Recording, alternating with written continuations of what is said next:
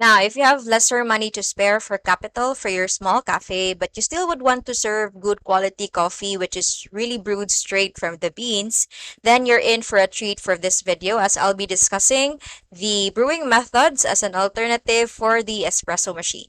So for today's video, I'll discuss muna ano yung coffee brewing, and then I'll discuss one by one yung different coffee brewing methods and what are the different tool variations available with using those brewing methods. So, ano ba yung coffee brewing and how is it different from getting a cup of coffee from instant coffee? So, yung instant coffee kasi is when we buy that from the grocery or from the stores, di ba? And we put in hot water, lahat ng mga particles nagde-dissolve because perhaps there were already additives and preservatives and it was created as being instant.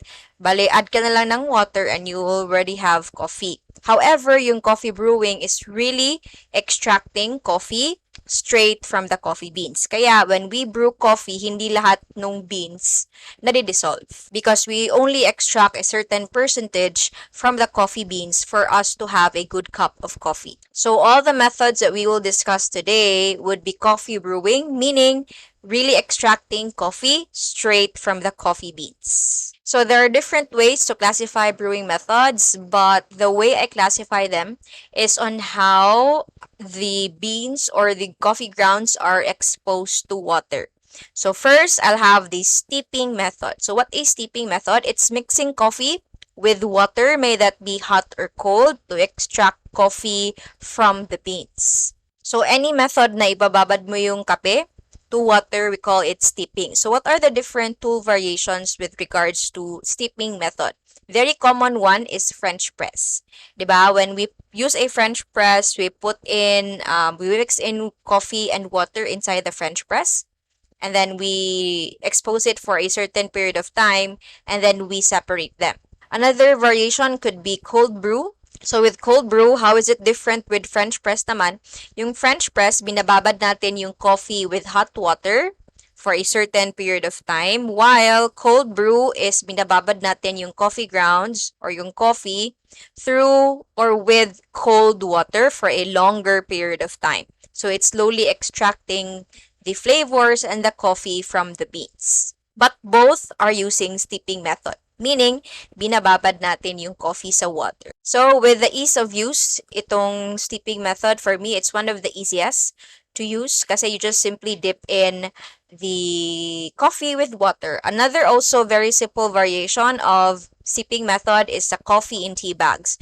Now, we used to sell coffee in tea bags before nung pandemic and na-force kaming mag-close temporarily sa cafe. So, we sold online coffee in tea bags. So, ginawa namin is we bought tea bags. Instead of putting in tea, we put in coffee grounds. So it's also brewing straight from the beans pero steeping method. Now with regards to gaano ka tapang ba yung kape with steeping method, it's more or less moderately strong. Depende din sa grind ng iyong coffee grounds. So the finer it is, the more strong your coffee would be. However, kapag fine yung coffee, make sure lang you don't expose it to water for a longer period of time kasi baka ma-over-extract.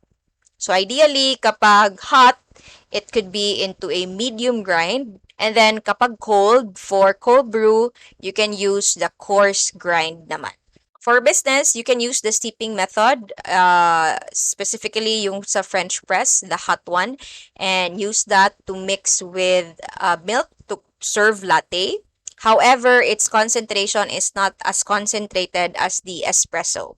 For cold brew naman, you can use that to serve cold brew in bottles or you can even serve in your cafe cold brew drinks. Just make sure you put in your menu na yung coffee that you serve in your drinks are from cold brew and not using hot methods. Next common brewing method would be pour over. So what is pour over method? So it is also known as filtration, the process of pouring water over coffee grounds in a filter. May that be a paper or a metal filter. Now, for me, itong pour over, ito yung pinakamaraming tool variations. And in fact, ang daming different companies and brands creating their own variation of this brewing tool. Now, what do I mean with this? Kasi I share this to my students no na for them to understand the different tools available sa coffee. Kasi they tend to buy everything and hindi nila alam na baka they're buying already the same thing of that brewing method, or worse is they're buying it tapos hindi pala magagamit sa business. So, coffee is a business, no? There are a lot of companies creating their own variations of a specific brewing method. So take for example, 'di ba, bag, the purpose of the bag is to carry our things or to store our things. And here comes different brands, Chanel, Jansport, Hush Puppies. Meron bang bag ang Hush Puppies? And all other brands, no, creating their own design, putting a brand to it. Now it becomes expensive. The same with the pour over tool. For pour over, you can just use anything that holds your coffee. Usually it's ano siya, cup nga naka V, para siyang funnel, and I call it a coffee funnel. Anything that holds your coffee, you pour in water sa taas, and then yung extract sa baba, that's now your coffee from pour over. But there are different companies na creating their own variation to it, their own design, patented it, and sold it at an expensive one because again it's already branded. So there are the Hario V60, there are the Chemex, Kalita Wave, etc., etc., and there are even some na generic ones lang. So up to you if you would want to prefer the branded ones, but then again wala masyadong difference sa taste ng coffee. So, tool variations with the pour over. Mention ko na rin yung mga brands. Chemex, V60, Kalita Wave, even the Vietnamese dripper or yung Vietnamese fin. I just don't know how to pronounce it. The one used to create Vietnamese coffee, they're also using pour over method. Diba? Yung Vietnamese coffee is just condensed milk sa baba, and then there is that dripper, and then the grounds are there, and then you pour in water. Still, it's a pour over method. The distinction lang talaga with a Vietnamese coffee is you use Vietnamese coffee beans. Dun yung difference sa taste. Then there could also be a clever dripper and all the other variations with pour over.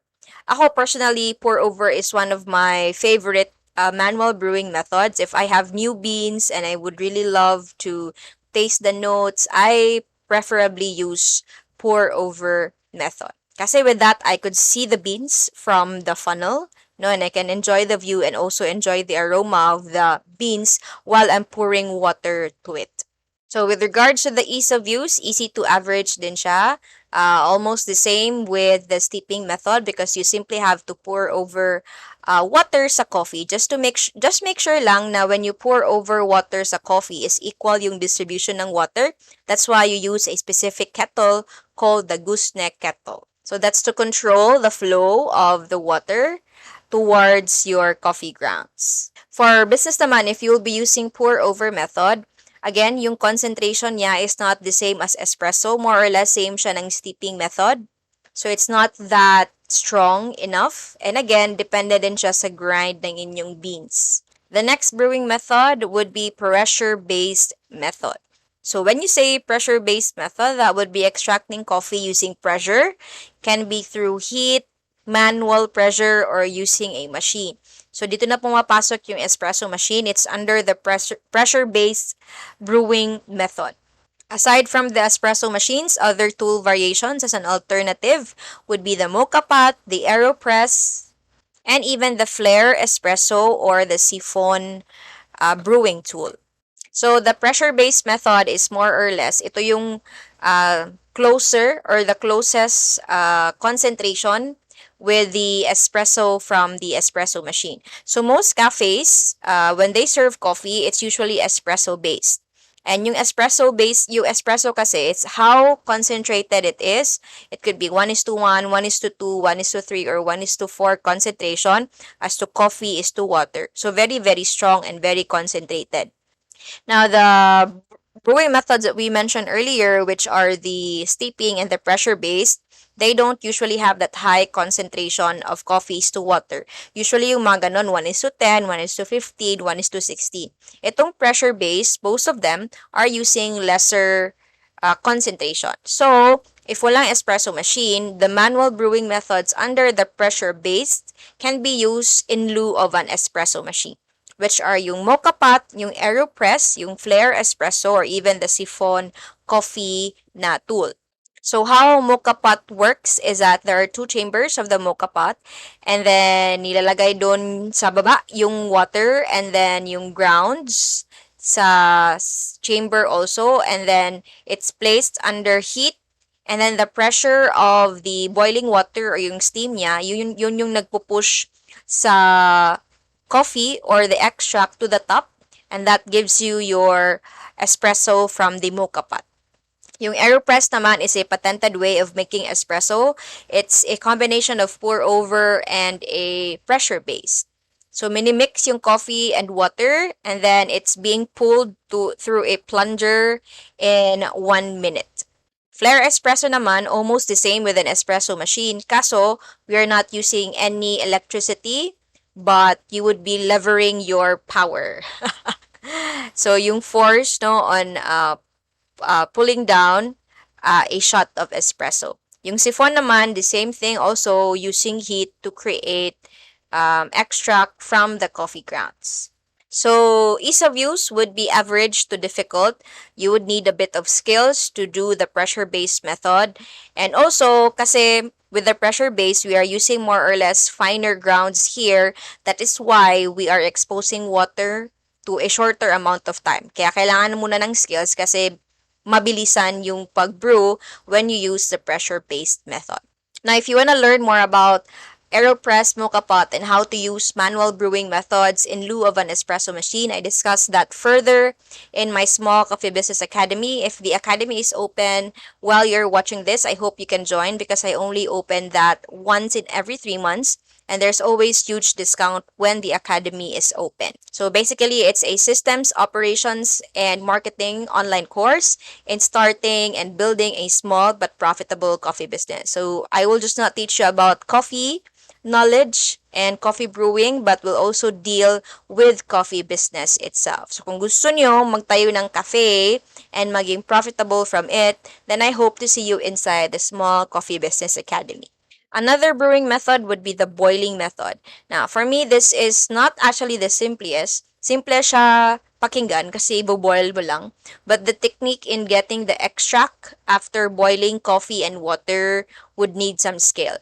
But this is the most traditional one, and perhaps ito yung ginagamit ng mga ating mga ancestors when they were enjoying a cup of coffee through the boiling method. And the very famous variation with the boiling method would be the Turkish coffee. So they have that certain Turkish tool, coffee brewing tool, and then they mix their coffee and water, very, very, very fine coffee ground. I believe finer than the espresso machine.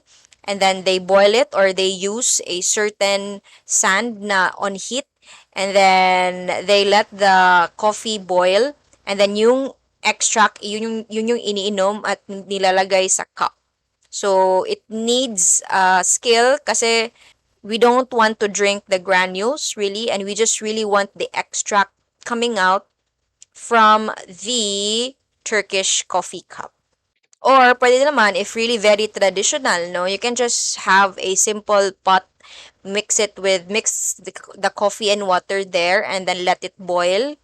And then you just strain after, and that's actually a boiling method. So the simplest one, the most traditional one. Again, there are a lot of coffee brewing methods available talaga, and one thing lang is you don't have to learn everything. I shared to you a background of them, but then I'm not saying na aralin mo lahat.